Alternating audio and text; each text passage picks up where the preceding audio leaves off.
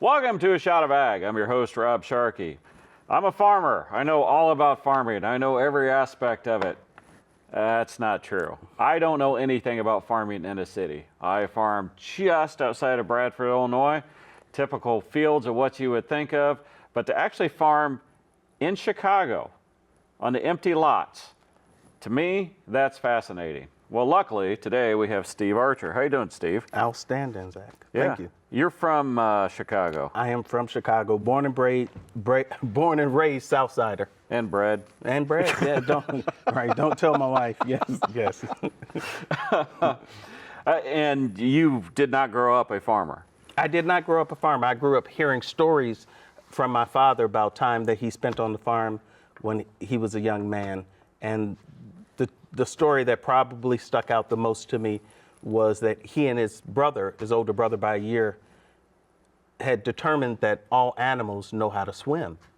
So they decided they were going to test this theory with chickens in a rain barrel. And he told me they got the beating of their life after the second chicken didn't make it.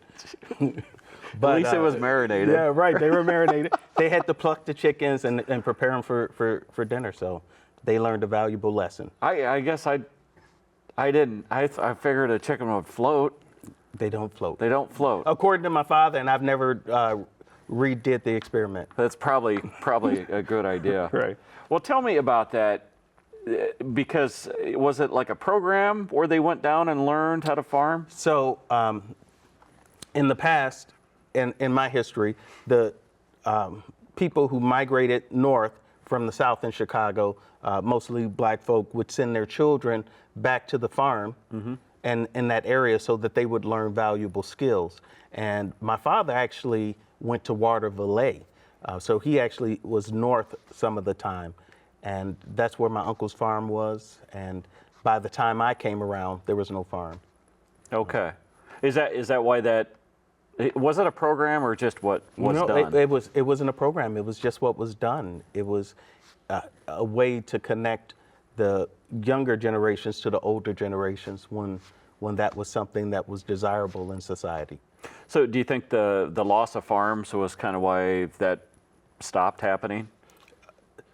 Throughout the South, a lot of times, the persons who made the determining factor whether a farm got a loan and at what rates helped in the decline of African American farmers in the United States. They just didn't get as good rates. Yeah. And the margins are very small if you have a bad year. Yeah, that was a huge story that just kind of got swept under the rug. Yeah. In a lot of circles, it did get swept under the rug, and the government is saying that they're attempting to make amends and assist people, but a lot of the programs are not easily accessible to most people. Yeah, yeah, it's hard to make up for being dumb. Right. And we've broken that connection. You know, when you have both parents going to work and the kids in daycare, you've broken the connection of knowledge. So whereas my mother taught her about what plants were okay to eat outside, you know, finding parsleying or something along those lines, we weren't necessarily taught that with the same amount of intensity. And gardening is not something the kids did. When the kids turned 14, they went to school. Yeah. So they don't know how anymore. So did you, when you were growing up, you didn't go to a farm, but did you get like those lessons, from your dad? I got more of the lessons from my mom about what to eat and what not to eat. And from my dad, I got support. Okay, I'll buy you these seeds, or I'll buy this stuff for you. But as far as knowledge, he said he didn't retain any. So I look back on my life and I don't regret much, but I kind of think maybe I should have served in the military. You did. I did. I served in the United States Marine Corps. I was very much like yourself, perhaps. I didn't go into the Marine Corps until I was 26 years old. Oh. So I was an old man compared to the young 18-year-olds.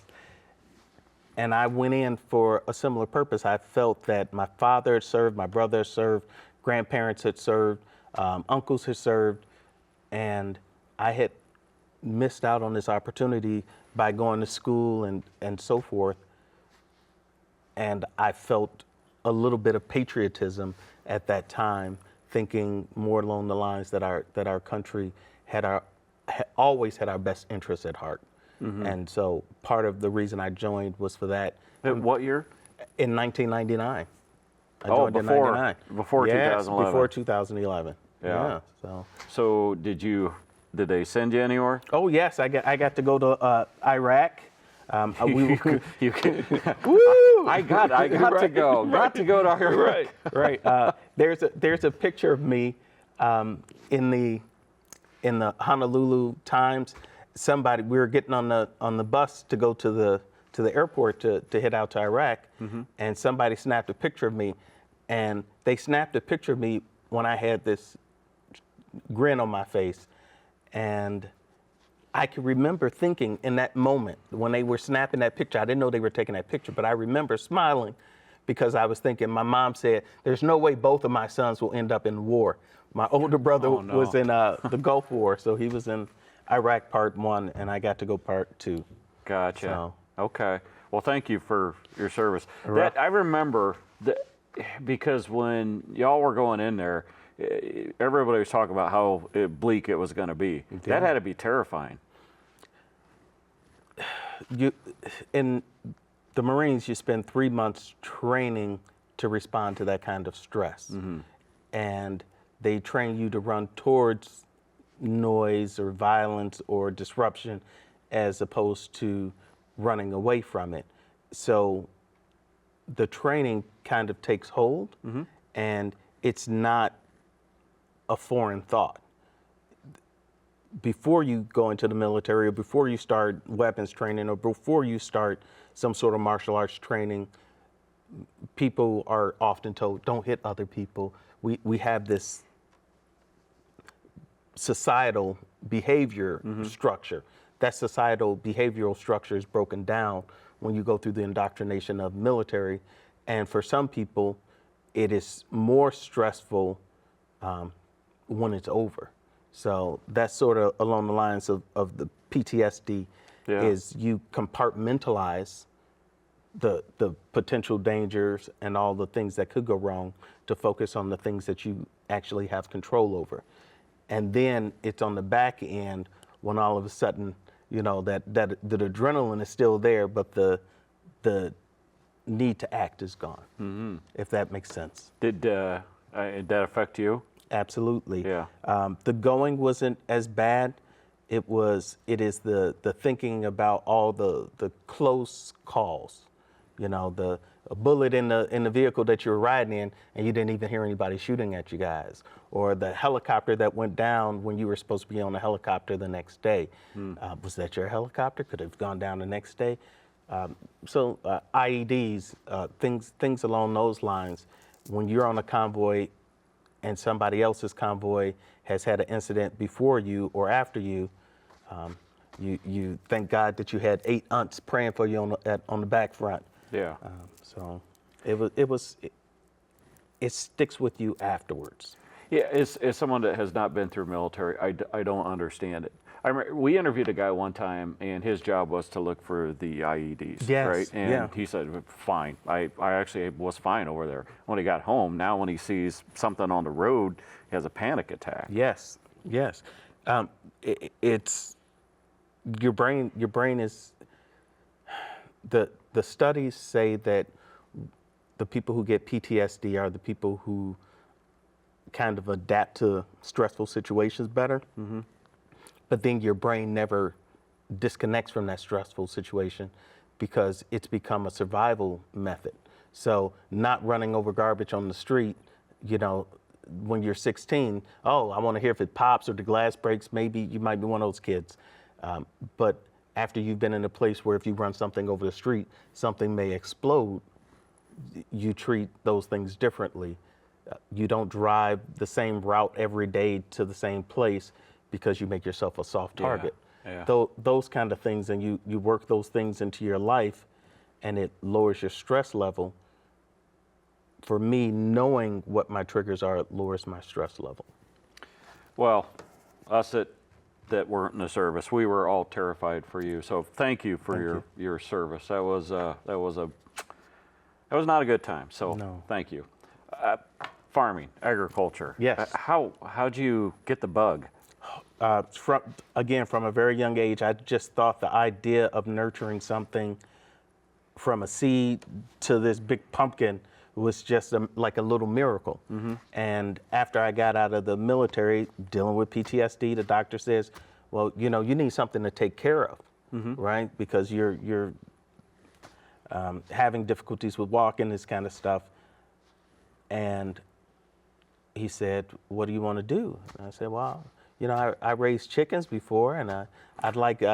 My dad did too. Right. I need to know some more about chickens and bees, and so I started down this journey after I had a loss of mobility in my lower legs due to a vehicle accident, and I had this opportunity to just go and learn about bees and to learn about all these other things. And my kids were at Carmel Montessori Academy, which is a farm school in Warrenville. And they had horse and donkeys, and I was like, you guys need more chickens. What do you mean, a farm school up there? Yes, so it's a Montessori school. Okay. And basically they have For the 2.5 people at home, girls. what does that mean? Basically, they're not a school teaching about farming. They're a school where the kids can experience farm life while they do their other activities as well. Yeah. So part of their chores are going to feed and water the chickens or taking Eeyore the donkey. She got a tail? Right, yes, Eeyore has a tail. And Eeyore does look mopey.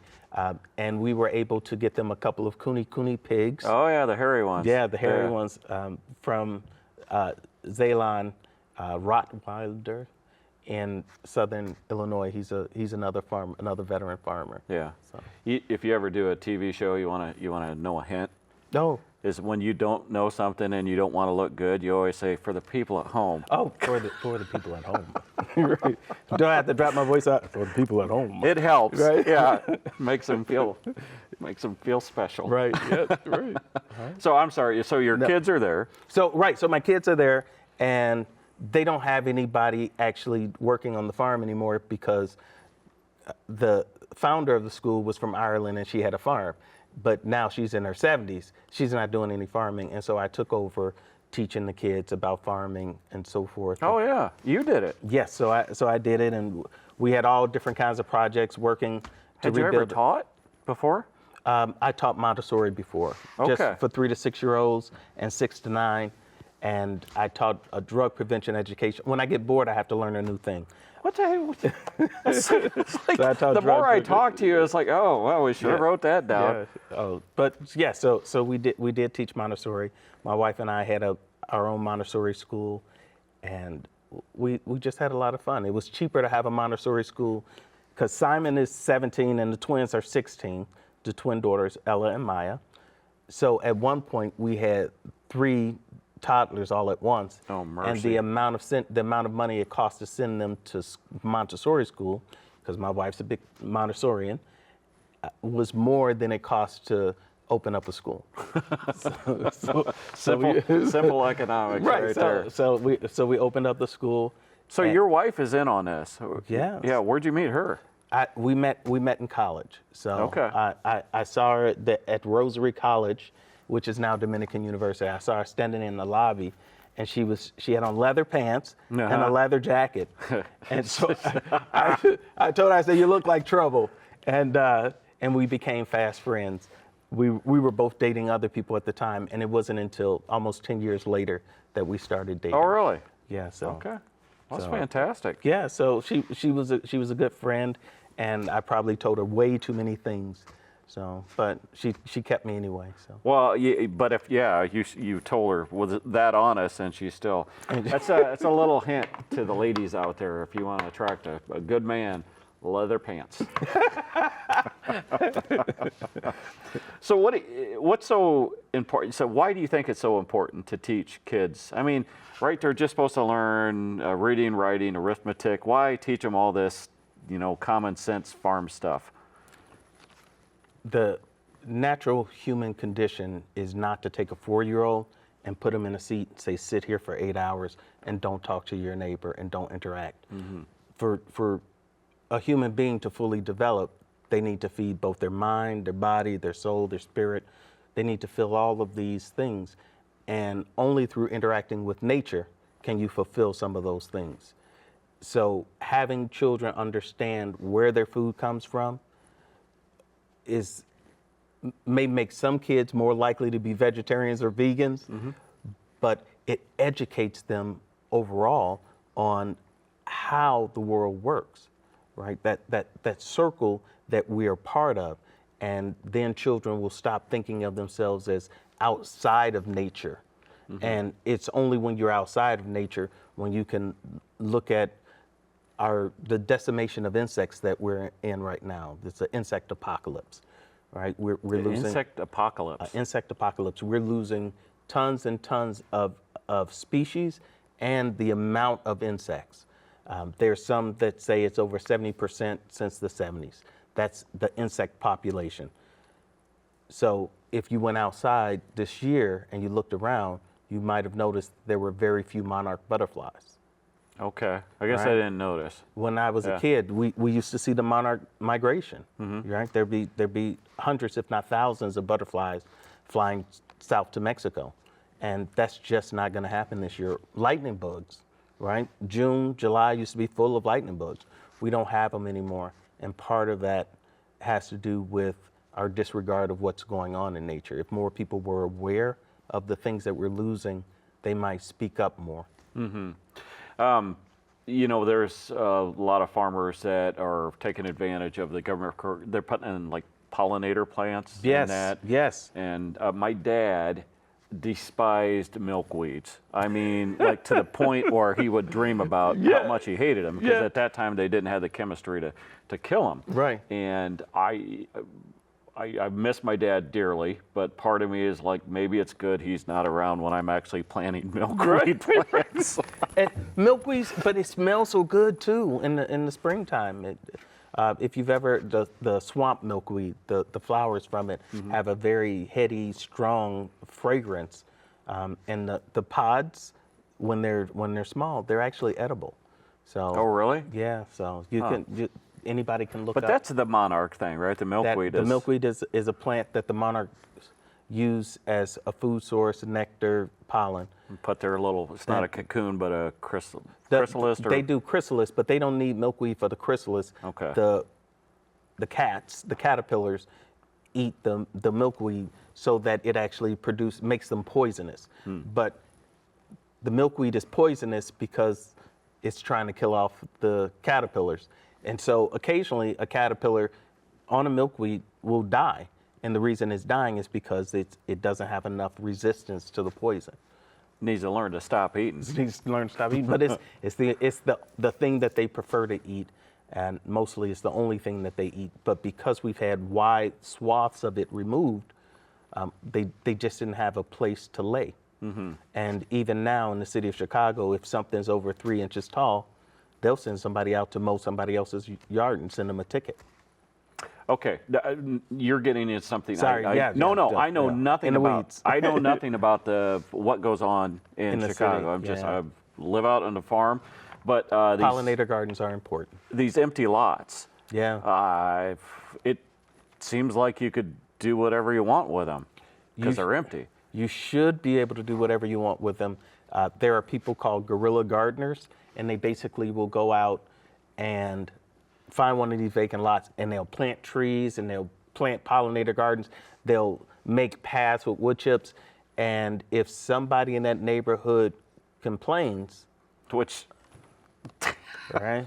If somebody in the neighborhood complains, somebody in my neighborhood would complain. they're like, oh, look at them over there growing those echinacea. Hate echinacea.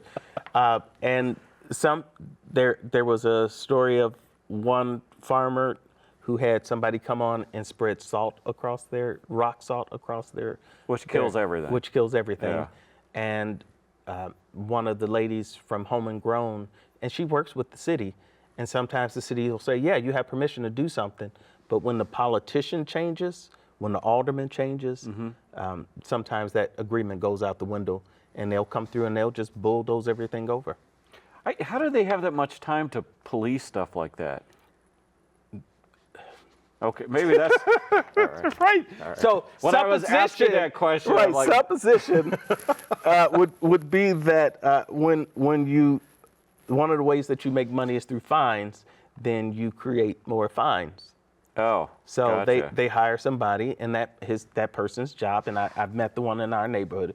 His job is to drive up and down the street and look for grass that's over 5 inches, and then write them a ticket, and then that ticket goes to a city organization, and then they pay somebody to go out and mow it down, I've got and they like, send that person a ticket. I've got like 20 parking tickets up in Chicago I've never paid. Yeah. Are they going to come after me?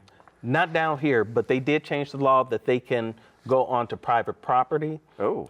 They can go into private lots, and they can even go into your garage to put a boot on your car. Mm-hmm. So you can no longer just hide your car to prevent them from attempting to collect their pound of flesh. Well, I tell you what, there's a lot of times people will like make fun of rural America, right? And there's plenty to make fun of, but I like to take a chance to, defend and say, the good people there, all the good things. Chicago's got a reputation of, whatever, but I want to give you an opportunity to talk about what's good there. So I'm in Inglewood. Inglewood is supposedly the murder capital of Chicago, and it's basically one little area in Inglewood where they have this huge park, and it's just got a lot of shady stuff that goes on in this park, which makes the rest of Inglewood supposedly a bad place. Gotcha. But where I am, I tell people, they say, well, you don't have up a big fence. I'm not building fences, I'm trying to build community.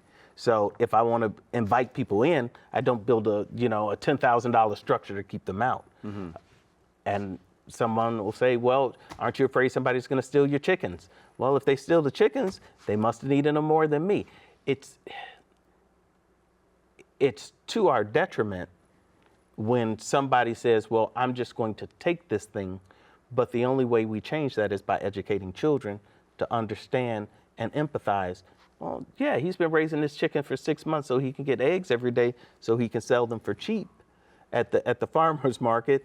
He grows these greens, the different Swiss chard to give away. And sometimes people just are jerks. Okay. But the city of Chicago is not all bad. I know it. There's a ton great stuff up there. I didn't do a very good job getting through my stuff. So sorry. you think I could talk you into doing another show? Absolutely. All right. If people want to find you, social media, would you rather have me tell them? Yes, you tell them. You tell them. That way my wife won't tell me I was wrong. On Instagram, it's Archer Urban Farms Initiative. And Facebook, it's Archer Urban Farming Initiative. Yes. Yeah. And you're not on there much. My wife is in charge. I send her the pictures and she posts them. Okay. So- well, that seems like a pretty good working. It works well because then I don't get yelled at.